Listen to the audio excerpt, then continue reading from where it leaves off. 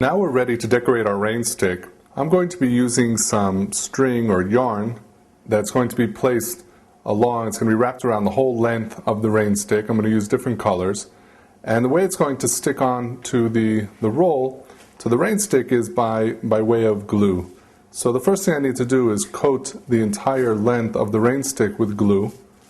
Now I chose to use yarn to decorate the rain stick, because if I use paper or some other type of fabric or cloth, something that I want to glue on top of the rain stick, it's going to be hard to cut it and work it so that it goes around the matchsticks that are sticking up.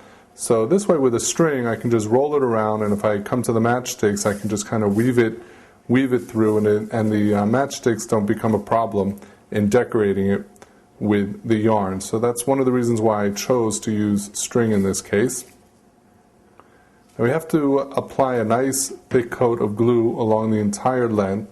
Any point that is left without glue along the rain stick, the yarn will not be able to stick, and you'll see that it's coming up, and that leaves the potential of having the whole thing tear and rip, the whole string rip off of the roll, because obviously it's one long string, it's all connected. So it's very important to put a nice thick coat of glue along the entire length, and this way when you put the yarn, all points along the length of the yarn will stick to the rain stick.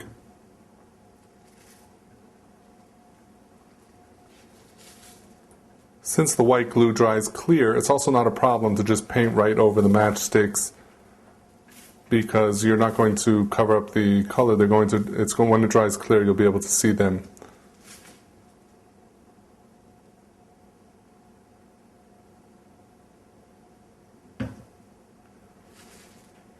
So once we have a nice thick layer of glue along the length of the rain stick, we're ready to apply our string.